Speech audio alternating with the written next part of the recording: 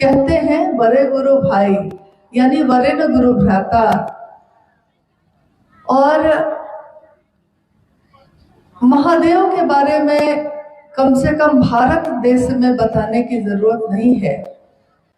भारत क्या, पूरी दुनिया में महादेव की बात से कौन परिचित नहीं है, कौन नहीं जानता कि महादेव कौन है, महाकाल कौन है।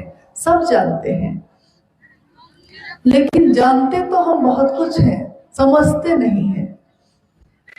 तो समझ सके इसके लिए आज की ये चर्चा का आयोजन है। आइए हम बात करते हैं शिव के गुरु स्वरूप महादेव की मूर्ति। इस तातापानी स्थान पे एक विशाल मूर्ति की स्थापना है,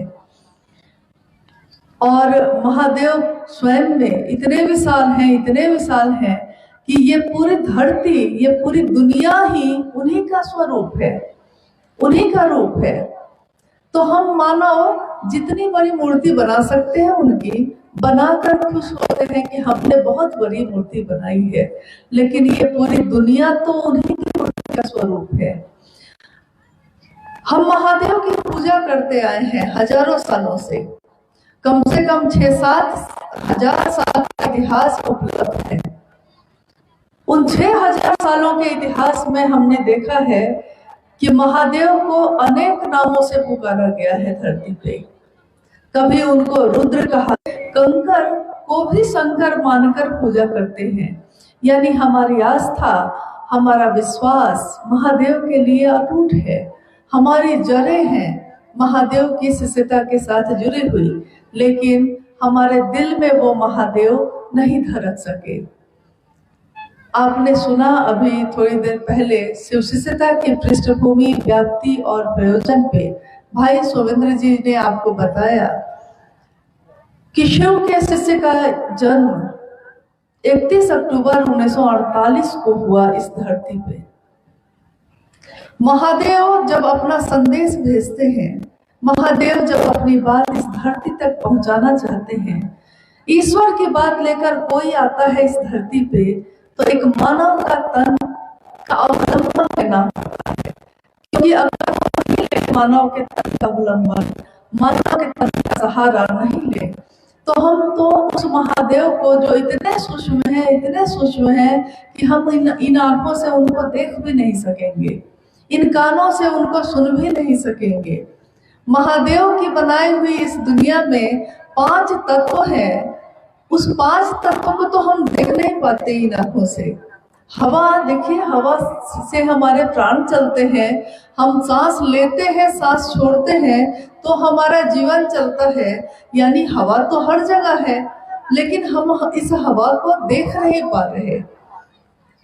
तो जब इन 5 तत्वों को भी हम नहीं देख पा रहे, तो इसको बनाने वाला यानी वो महादेव, सूक्ष्माति सूक्ष्म सत्ता, परम सत्ता महादेव को हम इन आंखों से कैसे देख सकेंगे। लेकिन मीलों दूर बैठे अपने बच्चे के बारे में, जिसको हम इन आंखों से नहीं देख पाते, अगर उससे मेरे दिल का रिश्ता होता है तो हम उसकी उपस्थिति, उसकी बात हम महसूस कर लेते हैं अपने दिल में। और महादेव की उपस्थिति तो कण कण में है। ये संसार उनकी इच्छा का प्रतिफल है। शिव ने इच्छा की है और दुनिया बनी है। 5 तत्वों से बनी हुई दुनिया, 5 तत्वों से बना हुआ मेरा आपका शरीर, ये सब समर्पित है उस शिव को। लेकिन शिव के लिए कहा जाता है कि अगर उस शिव को अपना बना लीजिए, उस शिव से अपना एक रिश्ता बना लीजिए, तो इस धरती पे क्या ऐसा है जो आप चाहेंगे और आपको उपलब्ध नहीं होगा। किम न सिद्धते भूतले, क्या है इस भूतल पे जो सिद्ध नहीं हो सकता। शिव के अनेक रूप हैं। महादेव के रूप में भी हम उनकी पूजा करते हैं, यानी कि देवों के देव महादेव, काल के भी जो नियंत्रक हैं, काल से भी जो परे हैं, महाकाल। योग भी जहां से निश्रित हुआ है, जहां से शुरू हुआ है, महायोगी, महायोगेश्वर, आदि गुरु, आदि योगी। जब हम जीवन और मृत्यु के चक्र से निकलना चाहते हैं तो हम पूजा करते हैं महामृत्युंजय, एक ऐसा रूप महादेव का जिसके पूजा से हम सोचते हैं कि हम इस जीवन चक्र के दायरे से बाहर निकल जाएंगे, महामृत्युंजय। और घर घर में गृहस्थों के भी साकार आदर्श है महादेव। तो गृहस्थों के साकार आदर्श यानी हमारी जो दुनिया है, हमारा जो समाज है, इस समाज में हमारा विवाह होता है, हमारे बच्चे होते हैं, हमारे छोटे छोटे परिवार हैं। इस बड़ी दुनिया में जो दुनिया महादेव की है, हमारी छोटी छोटी सी दुनिया है जिसमें हम रहते हैं।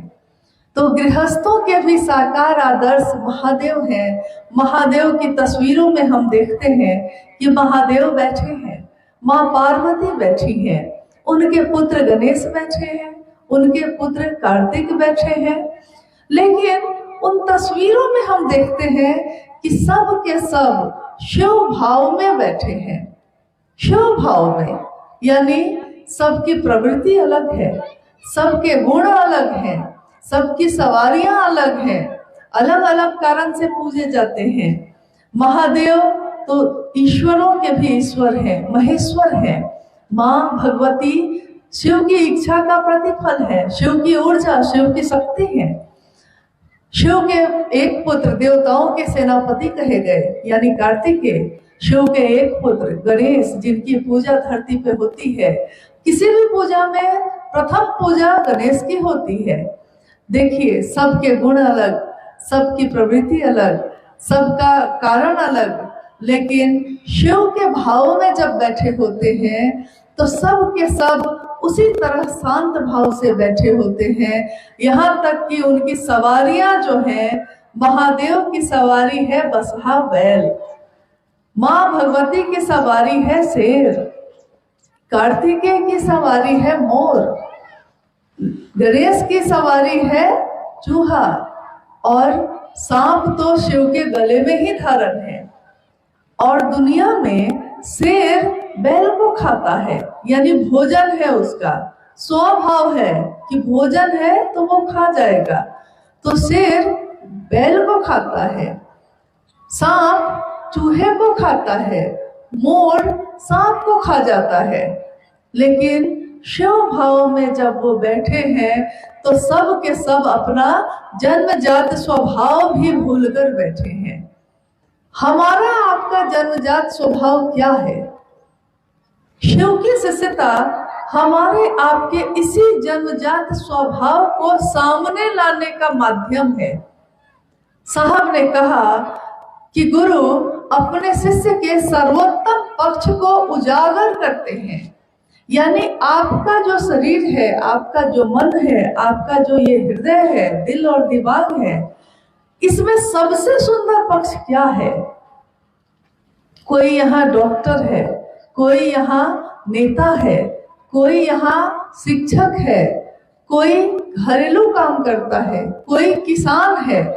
ये उसका सर्वोत्तम पक्ष नहीं है, ये उसका इस धरती पे एक पहलू है, एक पक्ष है, एक चेहरा है जो इस धरती पे अपना के वो अपने जीवन को जी रहा है।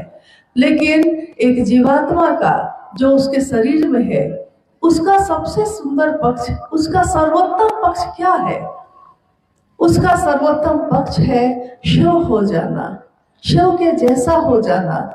इसीलिए साहब हरिंद्रानंद जी कहते हैं कि बनना है तो शिव बनो, बनो तो शिव, रहो तो शिव, जियो तो शिव। और अगर शिव से हमारा नाता हो जाता है, शिव से हमारा मन थोड़ा लग जाता है, तो हरि से लागी रहो रे भाई, तेरा बनत बनत बन जाए। उस हरि से, उस महादेव से सिर्फ मन से थोड़ा सा लगे रह जाएंगे तो हमारा बिगड़ी हुई बात भी हमारी बन जाती है, और बनती है, बनती देखी गई है। कितने चमत्कार, जिसको दुनिया चमत्कार कहती है, लेकिन महादेव के लिए तो ये कुछ भी नहीं है। जैसे ही हमारा मन महादेव से थोड़ा नजदीक होता है, हमारे शरीर के कष्ट, हमारे मन के कष्ट, इस दुनिया के कष्ट, सब के सब अपने आप तिरोहित होने लगते हैं, खत्म होने लगते हैं। लेकिन इसके लिए जरूरी है कि हम अपना मन महादेव के सानिध्य में रखें, उनकी परिधि में यानी उनके घेरे में रखें।